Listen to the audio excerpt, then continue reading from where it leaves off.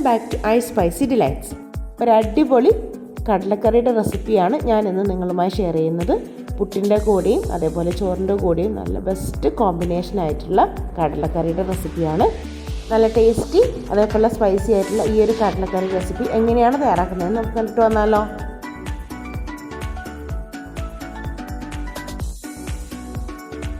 Overnight soak ചെയ്ത് വെച്ചിട്ടുള്ള brown കടലയാണിത്. നമുക്കിത് കുക്കറിലേക്ക് ഇട്ട് കൊടുത്ത് ആവശ്യത്തിനുള്ള വെള്ളവും ഉപ്പും കൂടി ചേർത്ത് മീഡിയം ഫ്ലെയിമിലിട്ട് കുക്ക് ചെയ്തെടുക്കാം. ഒരു 7-8 വിസിൽ മതിയാവും. കടല കുക്കാവുന്ന സമയം കൊണ്ട് നമുക്കിതിന് വേണ്ട അരപ്പ് തയ്യാറാക്കാം. അതിന് വേണ്ടി ഒരു പാനിലേക്ക് വെളിച്ചെണ്ണ ഒഴിച്ചു കൊടുക്കാം. ഒരു പിടി തേങ്ങയും 3 ചെറിയുള്ളി, 3 അല്ലി വെളുത്തുള്ളി, ചെറിയ കഷ്ണം ഇഞ്ചി, കറിവേപ്പില ഇതെല്ലാം കൂടി മിക്സ് ചെയ്ത് ഗോൾഡൻ കളർ ആവുന്നവരെ ഇതുപോലെ ഫ്രൈ ചെയ്തെടുക്കാം. ഇതുപോലെ നല്ലൊരു ഗോൾഡൻ കളർ ആയി കഴിഞ്ഞ് നമുക്ക് ഇതിലേക്ക് പൊടികൾ ചേർത്ത് കൊടുക്കാം. 1/2 ടീസ്പൂൺ മഞ്ഞൾപ്പൊടി, 1 ടീസ്പൂൺ മുളക് പൊടി, 1 ടേബിൾ സ്പൂൺ മല്ലിപ്പൊടി.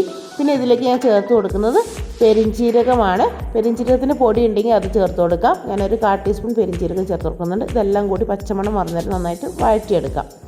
എന്നിട്ടിത് തണുത്തതിന് ശേഷം നമുക്ക് കുറച്ച് വെള്ളം കൂടി ചേർത്ത് നല്ല ഫൈൻ പേസ്റ്റായിട്ട് അരച്ചെടുക്കണം ഇതുപോലെ. ഇനി ഒരു പാനിലേക്ക് വെളിച്ചെണ്ണ ഒഴിച്ചു കൊടുക്കാം. കടുകിട്ട് പൊട്ടിക്കാം.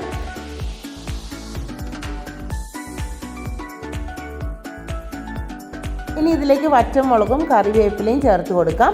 പിന്നെ ഇതിലേക്ക് ഞാൻ ചേർത്ത് കൊടുക്കുന്നത് 6 ചെറിയുള്ളിയും പിന്നെ ഒരു വലിയ സവാളയും കൂടിയാണ്. പച്ചമുളകും കൂടി ചേർത്ത് നന്നായിട്ട് വഴറ്റിയെടുക്കാം. അധികം മൊരിയണ്ട, ഒന്ന് സോഫ്റ്റായി വരുമ്പോൾ നമുക്കിതിലേക്ക് തക്കാളിയും കൂടി ചേർത്ത് കൊടുത്ത് പച്ചമണം മാറുന്ന വരെ വഴറ്റി കൊടുക്കാം. നന്നായി മിക്സ് ചെയ്യുക. എല്ലാം ഒന്ന് സോഫ്റ്റായി വന്നിട്ടുണ്ട്. ഇനി ഇതിലേക്ക് നമുക്ക് കുക്ക് ചെയ്ത് വെച്ചിട്ടുള്ള കടലയും കൂടി ചേർത്ത് നന്നായിട്ടൊന്ന് മിക്സ് ചെയ്ത് കൊടുക്കാം. ആ മിക്സ് ചെയ്യുന്ന സമയത്ത് ജസ്റ്റ് ഒന്ന് ചെറിയ രീതിയിലൊന്ന് സ്മാഷ് ചെയ്തും കൂടി കൊടുക്കാം. ഇനി നമ്മൾ ഫൈനലായിട്ട് നമ്മുടെ അരപ്പും കൂടി ഒന്ന് ചേർത്ത് ഒന്നും കൂടി ഇട്ടൊന്ന് തിളപ്പിക്കുക. ഈ സമയത്ത് ഉപ്പ് നോക്കുക. ഉപ്പ് വേണമെങ്കിൽ ഉപ്പും കൂടി ചേർത്ത് കൊടുക്കുക. നല്ല ഹൈ ഫ്ലെയിമിലിട്ട് ഒരു 5 മിനിറ്റ് ഇതുപോലെ തിളപ്പിക്കുക. കടലക്കറി ഇവിടെ റെഡി ആയിട്ടുണ്ട്. ആവി വറക്കുന്ന പുട്ടിൻ്റെ കൂടെ നല്ല ചൂട് വറുത്തരച്ച കടലക്കറിയും കൂട്ടി ഒരു പിടി ഒന്ന് പിടിച്ചു നോക്കും. നല്ല ഉഗ്രൻ ടേസ്റ്റാണ്.